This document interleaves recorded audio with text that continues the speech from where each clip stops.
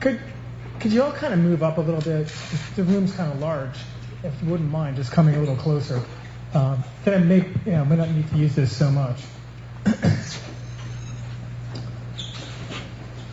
My name's Bob DiFilippo, and I'm actually a graduate of URI, class of '85. I'm okay to admit that. I have a BS in geology from URI, then I went on to graduate school a few years later and focused on hydrogeology. I'm from the Philadelphia area, and over the last 3 years, I got involved with an organization called Engineers Without Borders.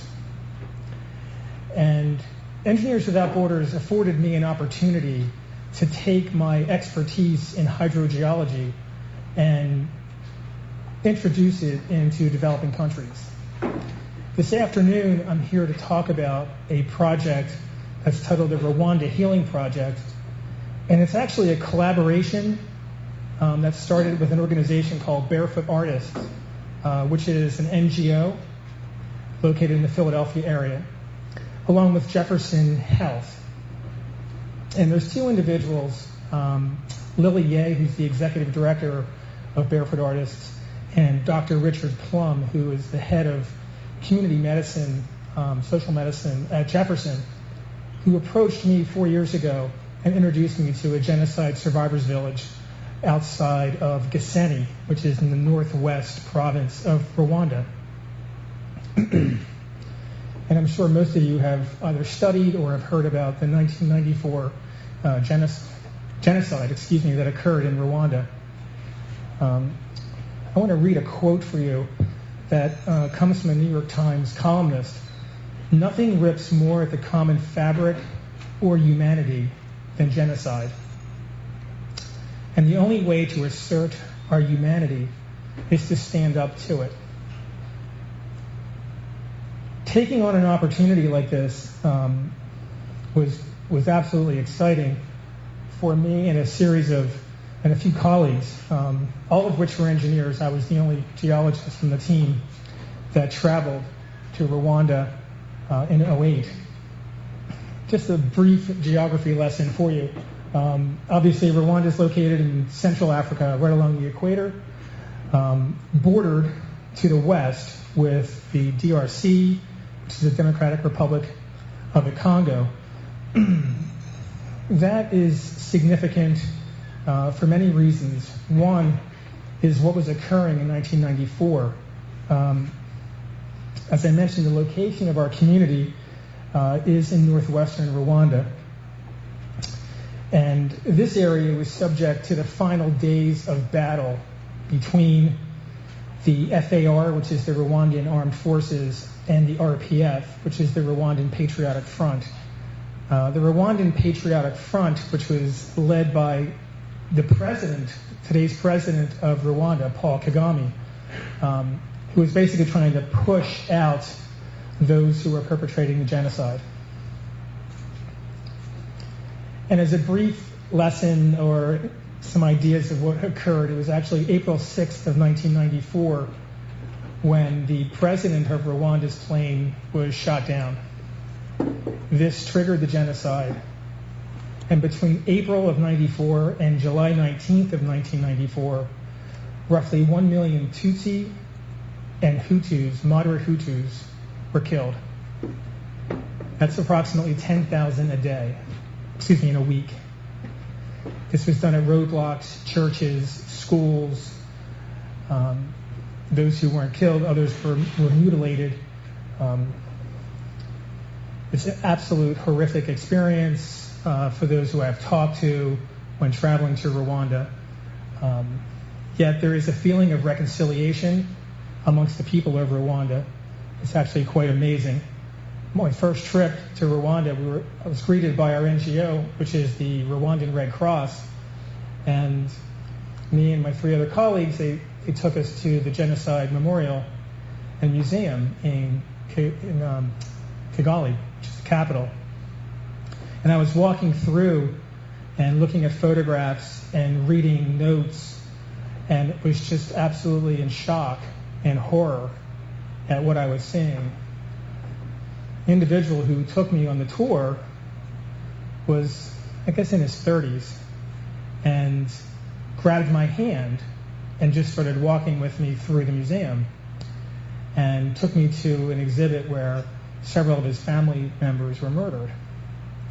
And it really touched me that no matter who you meet in Rwanda, they will have a story. They've been directly affected by the genocide. So when we returned from our trip, of course, there's many engineering challenges that face this community. But by and large, we were overwhelmed with the social aspect of the project and the community. So our assessment in February of 2008 was a relatively standard, as Engineers Without Borders goes, assessment.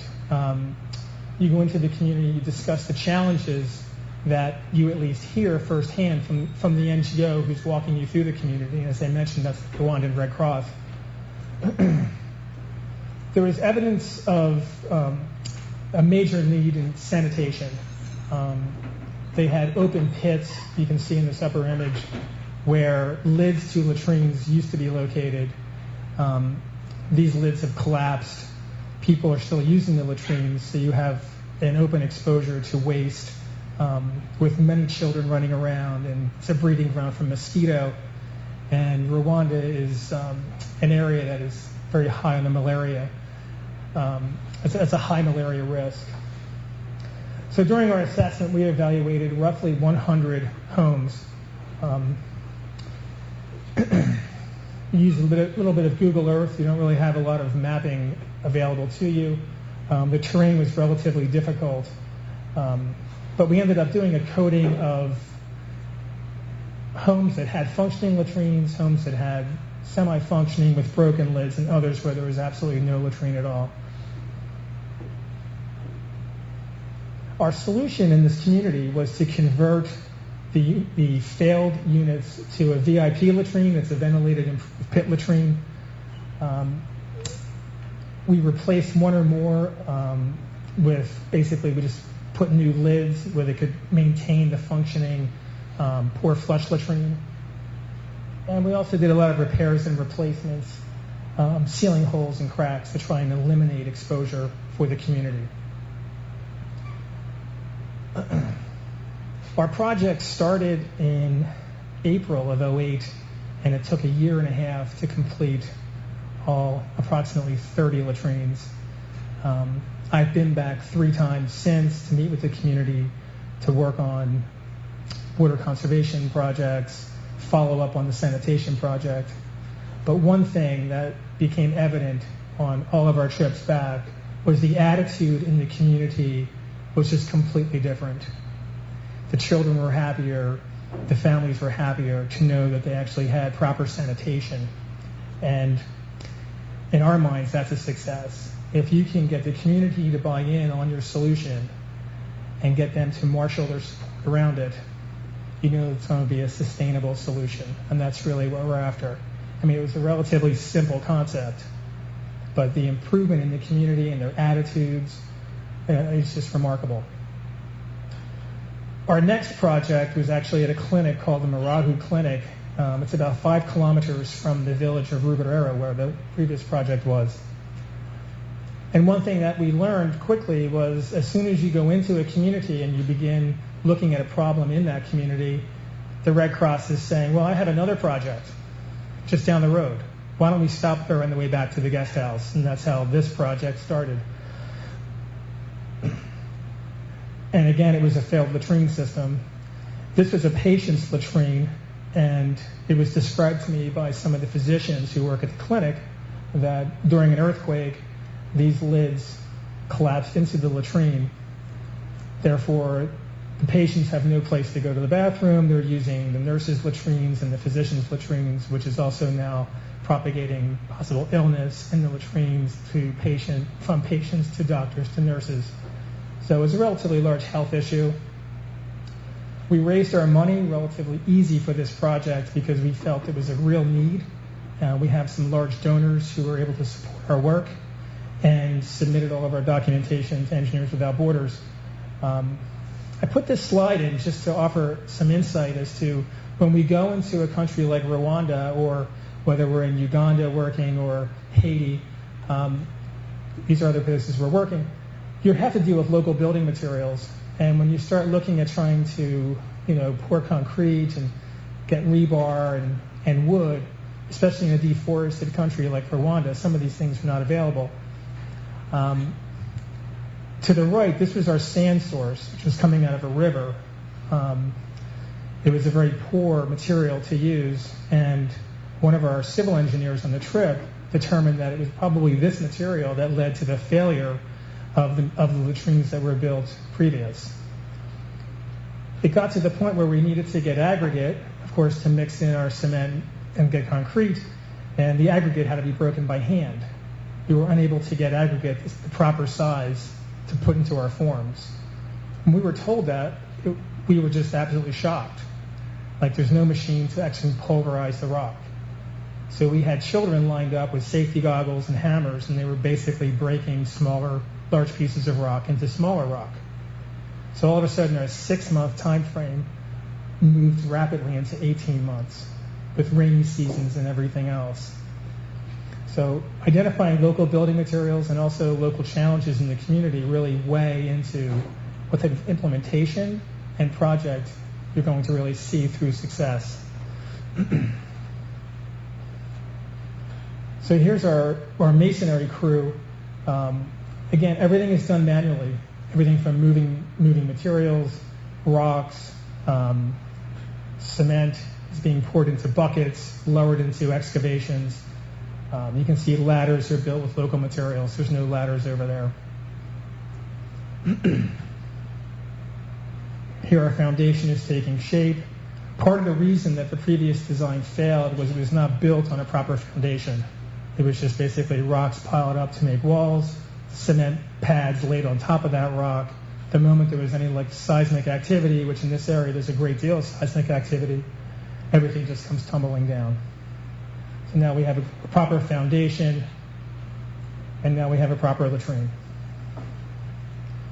Along with this implementation comes this level of involvement with education, teaching how to properly use the latrine. So our work does not end once the construction is done. In this case, this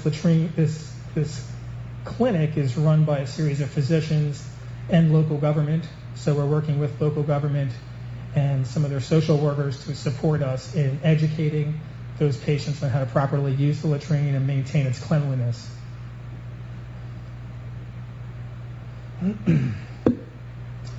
Our third project, which we're starting this December, and we were actually back in Africa in February of this year, is with a Twa community. There are 3 tribal fractions in Rwanda. They're the Hutu, the Tutsi, and the Twa. The Twa represent approximately 1% of the population, and they are the most oppressed folks in the country. They are extremely poor. They have experienced loss due to robbery of land. They are perceived to be extremely uneducated, and they are treated very poorly by the locals. Barefoot Artists, as I mentioned earlier, one of the NGOs that we're working with in a collaboration on our other projects, introduced the Twa project to us. They are artists, potters, and dancers, and she's hoping that they can offer a ray of hope for this very suppressed and oppressed community by providing some infrastructure, which is why they came to our group. And also, she's working with them on some of their art and some of their storytelling and dance, and trying to develop an economic model for the Twa to improve their working situation and their livelihoods. Because right now, they get primarily 100% of their income from selling pottery. They don't have proper land for agriculture, so the only time they can eat is when they can sell their pottery. And their pottery is very subject to rainy weather. When it rains, during the rainy season, they can't fetch clay. They can't open pit burn, which is how they do their kiln work. So they're really in a difficult position to try and advance their community as other communities in Rwanda have been able to.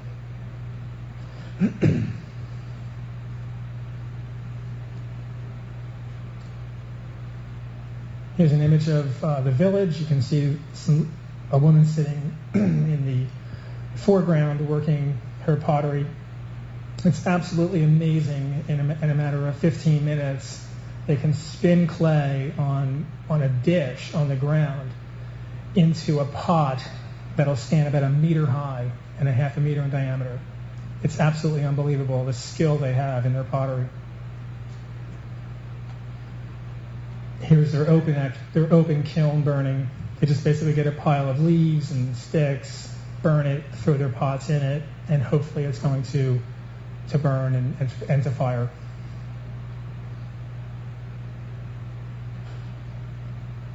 And this is one of the villagers heading to market. We were actually going back into the community, and he was taking some of his pots into town to try and sell.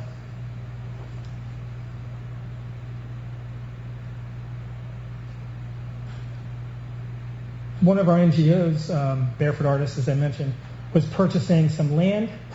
This is actually down the road from the village, and this land is going to be used for building an art house to display the pottery and some of the figurines that the community are making to try and sell them. This is the main highway between Kigali and Gisenyi, which is roughly the width of like the state of Maryland, to give you an idea of size of Rwanda. On the Gisenyi side, there's a few resorts. Midway between Kigali and Gisenyi, there are the Virunga Mountains, which is where there's a lot of gorilla trekking. So there is some level of tourism in Rwanda, not a great deal, but they're hoping that through this tourism, if they can improve their tourism, they can probably get some sales of their pottery for the Twa. This project, as of a week ago, they've constructed the art house, and they've constructed a community kiln for the folks, for the Twa. They can come out and actually do their firing in a kiln versus an open flame.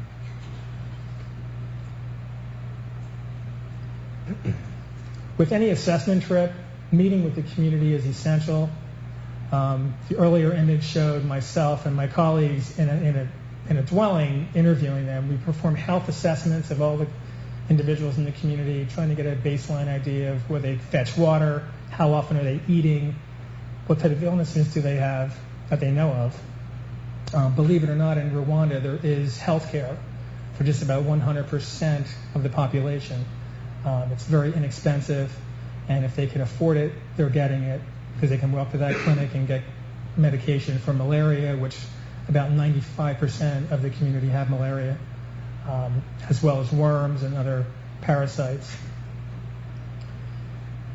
Our meetings are held typically with politicians, local law enforcement, sector chiefs, and executive secretaries in the sector that we're working in. This is essential for our group to reach out to the community and the government of the community to let them know what we're doing, what our intentions are, as well for security, so that they know we're there. Certainly we alert the embassy when we arrive in Rwanda, but alerting local governments is also essential. Community development is key in getting our projects sustainable. And that's really important if you're going to get anything out of this conversation this afternoon. When we go into a community, we're not going in to basically gift them with a latrine or gift them with rainwater catchment.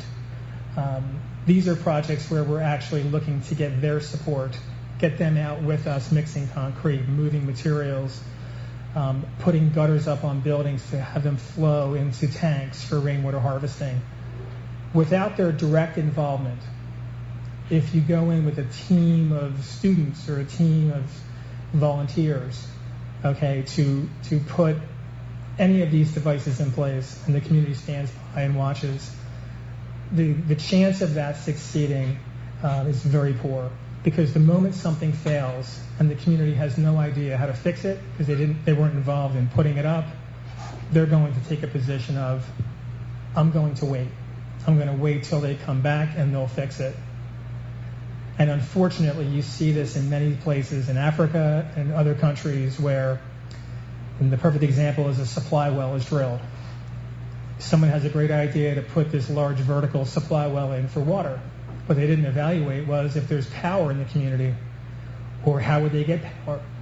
So you see this large diameter well drilled, it's never activated, and then it begins to get overgrown with weeds and sticks and debris, and before you know it, it was just a lot of money spent on nothing. So the meeting with the community, between pre-travel coordination and on-the-ground meetings, are essential both to understand what does the community want and what are they willing to support. And the willing to support is the key point in making sure that they commit to your implementation.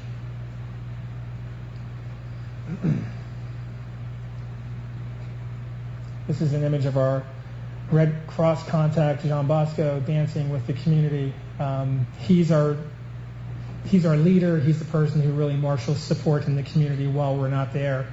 We communicate with Bosco via email, Skype, at least twice a month in between our trips. And he provides all of our driving, coordination of where we stay, and also getting our message into the community. So without him, our work would be absolutely nowhere. After our assessment, the community basically instructed us that this was their list of needs. Housing was number one on their list. In a house of this size, there's 2 to 3 families presently residing, which is basically not enough room even to walk across the floor without stepping on people. And this primarily has to do with, as this village was resettled, the nearby communities were kind of squeezing their land and taking different bits and pieces of their land. So they viewed housing as their number one priority, even in light of their health conditions, the fact they don't have water, they don't have proper sanitation. Water is not available. They have to purchase it at a tap. It's extremely expensive. So they fetch their water from a nearby stream, which is, when you take a sample of this water, it looks like chocolate milk. They don't decant it. They just drink it. They actually feel it tastes relatively sweet. And that's typically because of all the sediment that's laden in it and the bacteria. Sanitation. In this community of 25 families, they have 2 open pits that are used for sanitation. And their jobs. Pottery, which pays very little. So in this order, they were looking at housing, water, sanitation, and jobs. Now, when we come into a community, these communities believe we're bringing jobs. And that's the first communication piece you really need to get across to the communities. We're not coming here to provide jobs. We're coming here to provide an engineering solution, a social solution to the problems that you have. And you're going to work with us in solving them. So when you look at jobs and you look at housing, housing is even kind of a stretch. We typically don't go in and build housing. We're more on the sanitation, water side. However, in this instance, we're going to do a lot of renovation of housing, getting roofs back secure, putting some windows in to improve their shelters. So our plan has emerged. We're going to be doing reconstruction. We're going to be installing sanitation facilities. Our next goal is to provide water into the community. And we're in the process of acquiring land nearby that we can spread this community out, get the overcrowding out of the houses, and provide them with a piece of land that they can actually cultivate crops. And if they can set up a community co-op where they can cultivate crops and share food, we're solving one of the biggest issues, which is where they get their food from. So this December, we'll be returning and working on a latrine project. And we have, at the moment, we're going through a EWB technical review process, which will culminate tomorrow afternoon on a conference call where we'll get approval of our project. We have our funding lined up, and we're going to be laying out a process where we're going to be digging latrines, pouring a slab. You can see some of the design drawings This is at a minimum which required through Engineers Without Borders. They do have a relatively stringent technical advisory committee that reviews all of our designs and stamps their approval on it.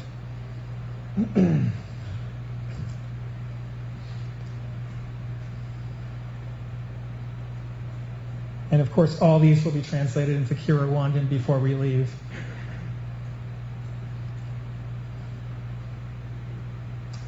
So here's our implementation schedule.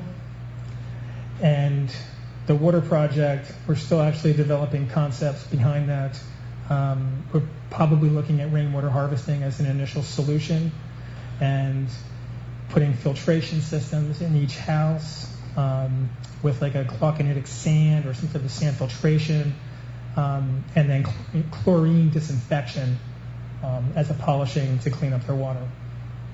Land acquisition is actually in process right now, and we're hoping that land will be acquired by January of 2011. And once land is acquired, there's 25 families in the community, and there's 29 families that are living outside of the community right now that want to come back and join their group. And we're hoping that we can expand a development of approximately 60 settlement houses and one community structure for pottery and their agriculture. I want to end with this slide, and there's certain questions that we ask ourselves while we're working on these projects. And the first one is, are we really improving the lives for the community? When they see us come into a community, you're greeted like royalty. They're so excited to see you come. They'll do a dance for you, and then typically that's followed up with a formal evening reception where they'll cook food for you. And I mean, they really, and they work with the NGO. They really work with the Red Cross to orchestrate this wonderful experience, of course, so that you have an opportunity to come back or bring your friends, as they say. And we wonder, are we really making a difference? I mean, is there a real improvement in the community for our work? When we look at the Rugerero village, it's clear to me that there was a major improvement. When I first walked through the village in 2008, it was disgusting. I mean, just open pits of septic waste, and the odor was horrific, and there were children who were playing around these open pits. I mean, you could imagine them falling in. It was very unsafe. It's breeding ground for mosquitoes. You walk through the community now, it doesn't smell. It's clean. They've painted their houses with different caricatures of art and some indigenous animals that once populated the community that are now gone. It's like there's a bright freshness in the community. So I feel we've done it there. Are we facilitating change through our work? And that's a big one, because in the case of Rugerero, it's a genocide survivors village. The government built that settlement. These folks did not come from there. They lived elsewhere. They were forced to come here because it was shelter. But we're trying to ask them to embrace the community as theirs now and move it forward for their children and be involved in our work and support it and make it sustainable. So that's one where we're still kind of on the fence. Are we empowering citizens of the community? And we feel we are, but it's a challenge because they've been gifted so many things.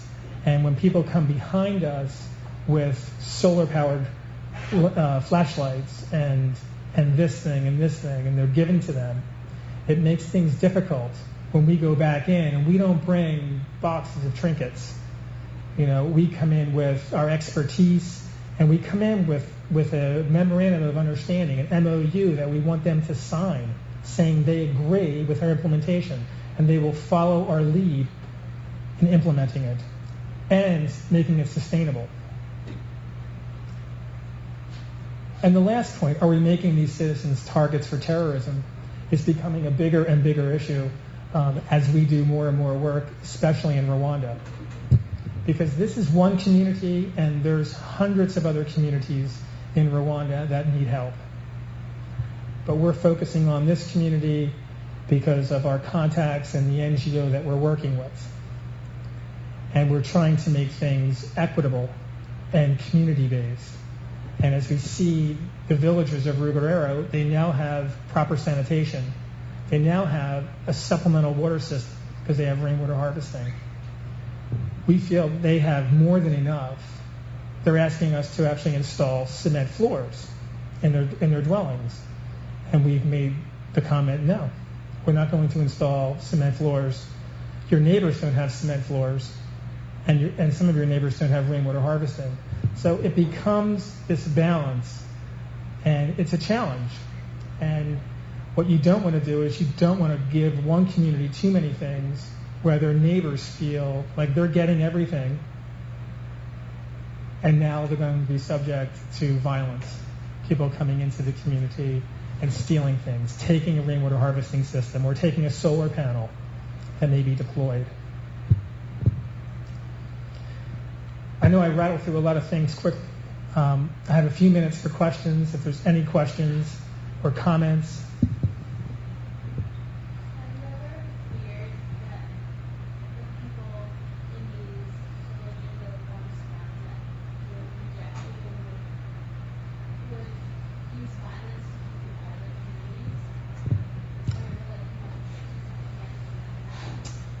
I've not come up against anything like that in Rwanda.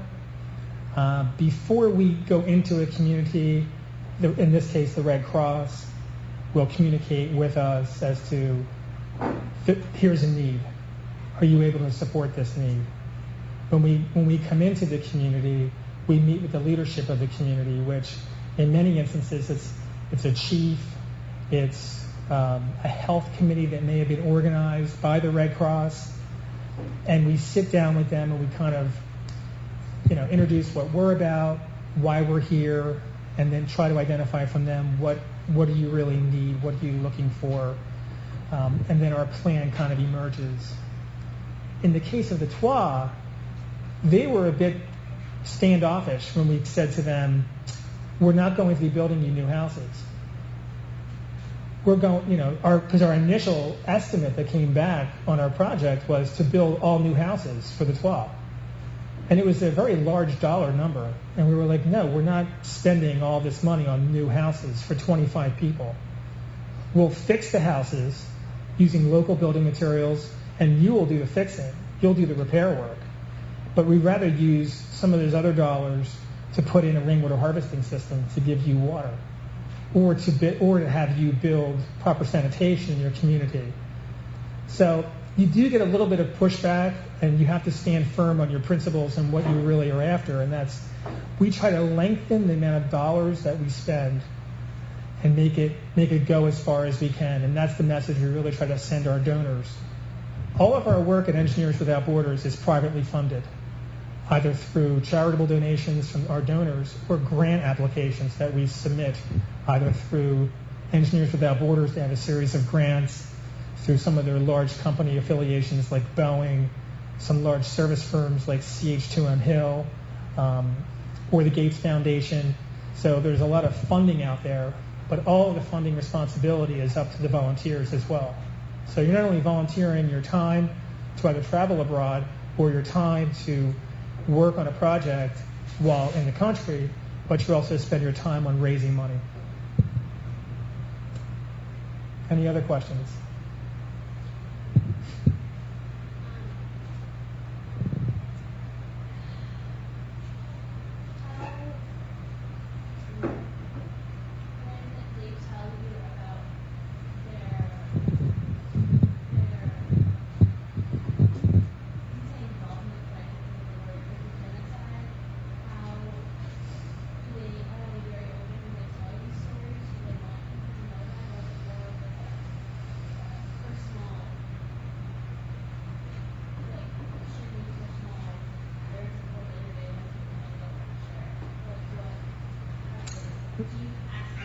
No.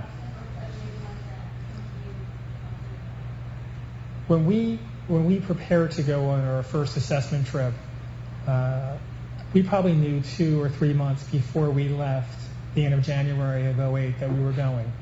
That this was the team in our group that was selected to go. And then we had a meeting and we we were in contact with the folks at Barefoot Artists who had been there. And we remember going to like a coffee house in Philadelphia and meeting this one guy who had just come back, and he shared some pictures, and he gave me a list of books and said, you need to read this book, you need to read this book. So we all kind of took a bunch of books and went back and did some research on the genocide to try to prepare ourselves for what we're going to hear or just see. And I was shocked when we arrived in Kigali that the first place we went was the museum. And I think it was good we did that, because the guy from the Red Cross brought along our driver and his niece who spoke English very well. And I remember walking with her, I mean, tears were just pouring down her face over what she was looking at. And what we learned from that experience was, number one, in the country they don't really use the word Hutu or Tutsi any longer. So if you're a Tutsi, and it's absolutely distinctive qualities of, I mean, a Tutsi is very tall, thin, regal looking, and a Hutu is just a little shorter in stature and has some very distinctive features. But they no longer use those terms. And they really talk more about reconciliation. And it's very common in Rwanda to see two women or two men walking down the road just holding hands. And we did a lot of walking on our first trip. And as I'm walking through the village, someone would just hold your hand. There's really this bridge of connection that they try to make. Maybe it's to forget about what happened, or maybe it's to try and just move forward, and we're all one Rwandan. Now, oddly enough, when we took the assignment with the Twa community, we had a struggle identifying what to title our project. And we didn't want to use the word Twa, because we thought, well, if you don't use this term and you don't use that term, you certainly can't use Twa. And then we were told, no, you can use Twa. So I really didn't understand if it's so important that there's no longer any ethnic distinction, because really what occurred in '94 when the genocide really was triggered were these ID cards that Rwandans carried, which told their ethnicity. And those cards you will see in the museum are littered. There's one exhibit where it's just filled with all these cards. And it really grabs you, because these are cards of victims. They're bloodstained, and it's shocking what you see. So there's not a great deal of openness when talking about it. There's people in our community in Ruberero who went through it, who survived it, who have the battle scars you can see on them from what they experienced. And that's kind of shocking, but there's not a lot of, sharing of that experience.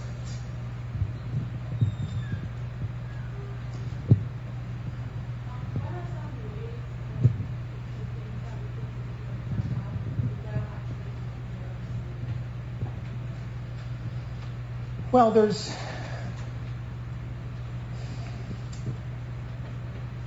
group that I'm involved in with Engineers Without Borders, I know there's not a chapter at URI. I know there's a professor at URI who's trying to establish a chapter, and she's actually working in Guatemala right now on a project. But there's, Engineers Without Borders is a very interesting organization. There's student chapters in 250 universities throughout the U.S. I know there's one at Brown. I know there's several at different universities in Boston. They take any volunteers. You don't have to be an engineer, but in terms of getting involved, there may be other student action groups that you can get involved in. But I would just say, if you have an interest, there's no stopping you. There's many resources to reach out to, and even starting with Engineers Without Borders, going on their website and looking at all the different projects that this organization works on throughout the world, can open up your eyes to different organizations that support EWB. Like, I've used the term NGO, non-governmental organization, freely throughout this talk today, but there's many NGOs, both in the U.S. and around the world, who have opportunities in other parts of the world. There's a group called ECHOES, which is a Philadelphia-based NGO that working in Uganda, and I'm working with them on a project in Uganda right now, and I'm doing it with Engineers Without Borders and kind of on my own, doing some other things as well. So there's, it's just no matter how much energy you have and time to put into, getting involved.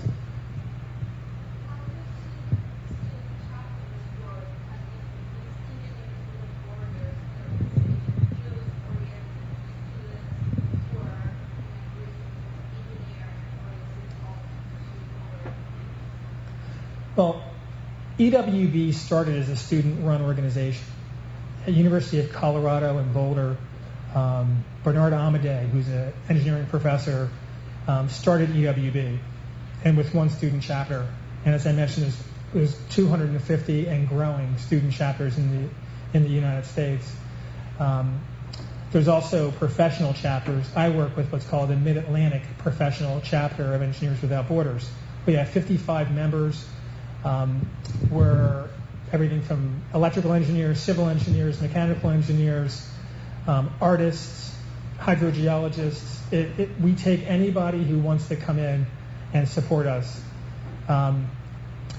Areas of real need in Engineers Without Borders: teachers, social workers, people who either study psychology. These are community development projects. But really, the projects start at the student level and work up into the professional level.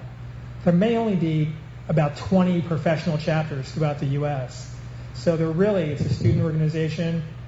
2 weeks ago, I was in El Salvador with a student chapter of Engineers Without Borders at Drexel University, and they're working on a water project for a community of 250 people on the border of Guatemala.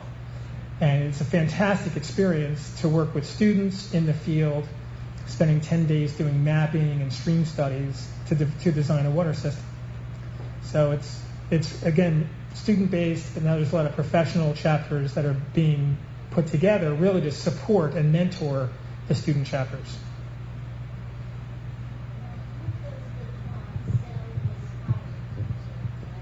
Well, they make a little pot, a ceramic. It's like a hibachi, like a little grill that you can put on the ground, and it has two different layers. And one layer you can put some charcoal in, and the other layer you can put a pot on it. They sell those in Gaseni in an open air market, and a lot of locals will buy those for their houses, to cook on. So that's their number one item that they sell. And then of course they sell large diameter pots for flowers. And plantings at hotels, and there's actually, in the last 2 years, I've noticed a real surge in tourism in Gaseni. There's a large resort, hotel, and there's a lot of guest houses. 3-4 years ago, this was still a pretty rough area. But the relationships with the DRC, the Congo, are improving. The border of the Congo and Gaseni, they share a common border. And as a U.S. citizen, we're not permitted to go into the DRC. So there's a little bit of, concern with the DRC, but that's kind of waning. So there's a level of tourism, and they also sell to tourists.